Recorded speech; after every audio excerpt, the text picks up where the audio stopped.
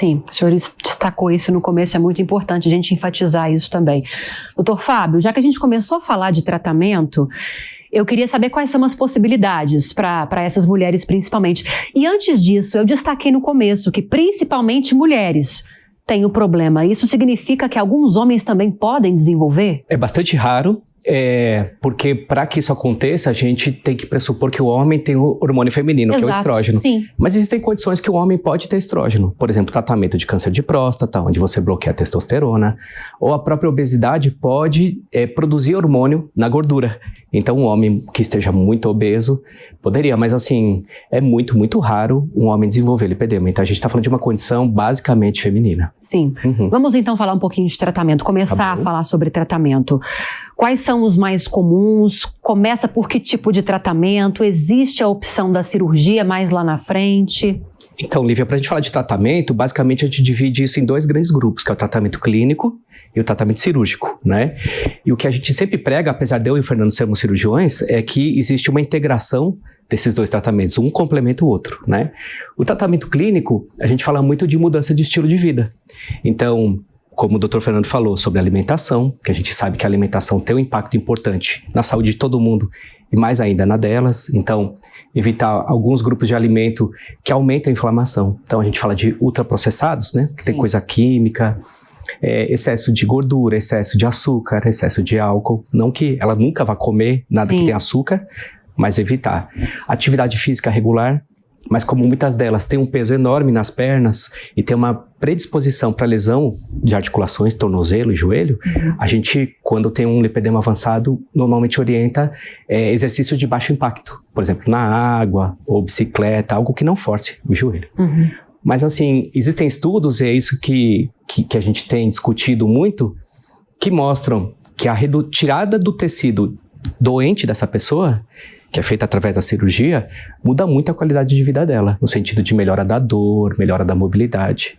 Então, a gente sempre fala dessas duas frentes de tratamento, né? O tratamento de tirar o tecido doente, que é a cirurgia, e dela ter um estilo de vida que mantenha ela saudável pelos próximos anos. Qualquer mulher pode passar pela cirurgia? Deixa eu ouvir o Dr. Fábio, que começou nessa área, e eu já passo para você, Dr. Fernando, porque nós estávamos falando antes de iniciar a gravação do programa, que por mais que esses tratamentos mais ligados a uma dieta, atividade física, podem ser eficazes, não dá para desaparecer por completo o lipedema.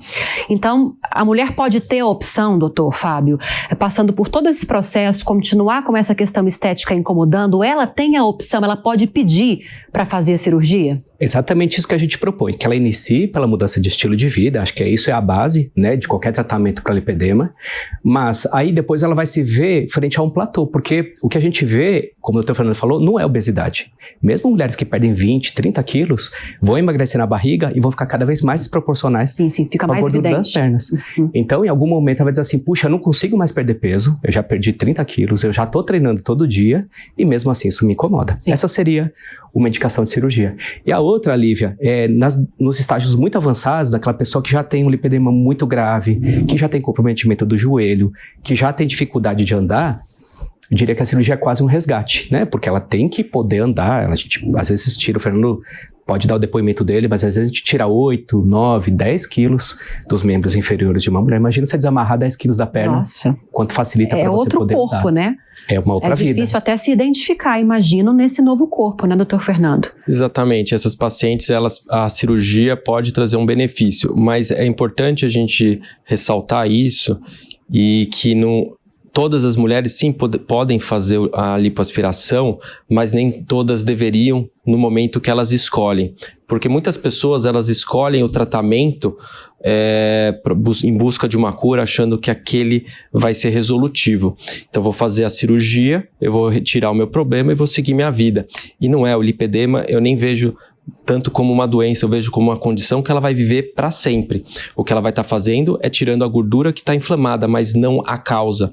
Então eu acredito muito que precisa ter uma educação continuada, que a paciente precisa ter conhecimento dessa condição dela, quais são os limites, o que ela pode, o que ela não pode, melhorar a qualidade de vida para que depois que ela faça uma cirurgia, ela consiga manter, né, aquela qualidade, ter os benefícios daquela mudança do estilo de vida. Então tem pacientes que às vezes me marcou bastante, paciente bem avançado, que eu tirei 8 litros de gordura e que ela não pôde operar, ela estava doida para operar, tinha toda a indicação, mas a gente teve que esperar 3, 4 meses. Ela seguiu certinho tudo que eu fiz.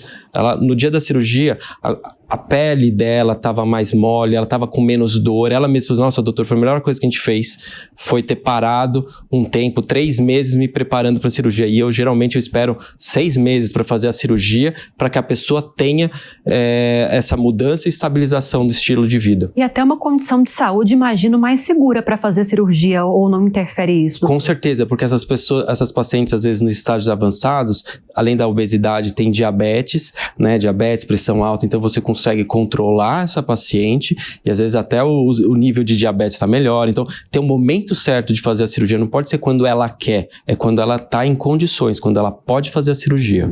O que eu concordo plenamente com o Fernando, e é isso mesmo, assim, existem cirurgias que são passivas. Por exemplo, você tem que tirar seu apêndice, você vai lá, se interna, tira o apêndice e acabou. A cirurgia do lipedema e o tratamento do lipedema é quase meio a meio. Metade da responsabilidade é como ela está com alimentação, com atividade física, com estilo de vida, controle de estresse, sono, para que ela desinflame. E a outra metade é a gente fazer um bom trabalho. É mais ou menos em relação à bariátrica, assim, pelo menos essa preparação, doutor? Eu sei que não tem nada a ver, isso está bem claro desde o início. Eu acho importante essa relação com a bariátrica, porque a bariátrica, ela tem esse conceito de quem faz sério, né? De fazer um preparo, passa em psicólogo, faz nutricional, pede para perder pelo menos 10% do peso para depois fazer a cirurgia.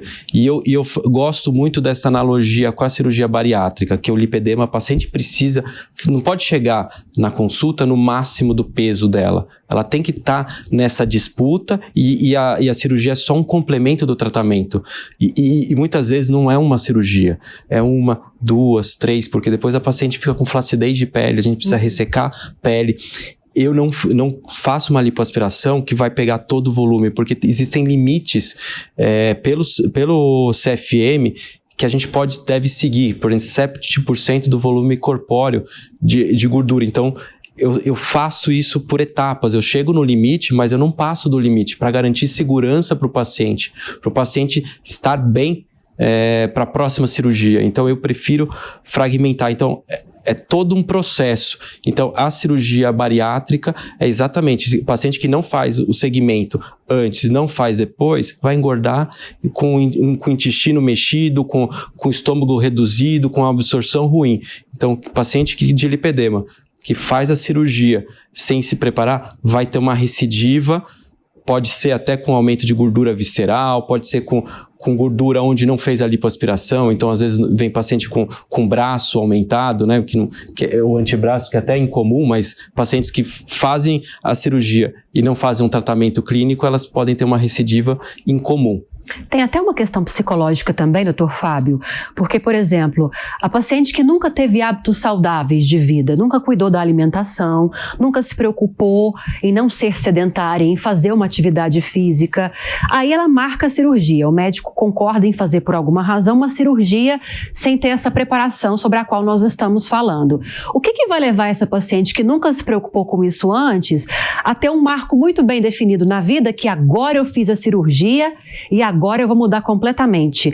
Tem essa questão psicológica também de já trazer esses bons hábitos antes para que seja um processo mais natural depois? Não tenha dúvida. Isso que o doutor Fernando falou, eu acho que é essencial que a gente incuta, que ela aprenda esse novo hábito antes de começar, né? Tem um artigo científico que fala assim, se o lipedema é um inimigo ou é um amigo, né? Inimigo óbvio, né? Assim, tem dor, tem constrangimento social, tem deformidade, todas as limitações.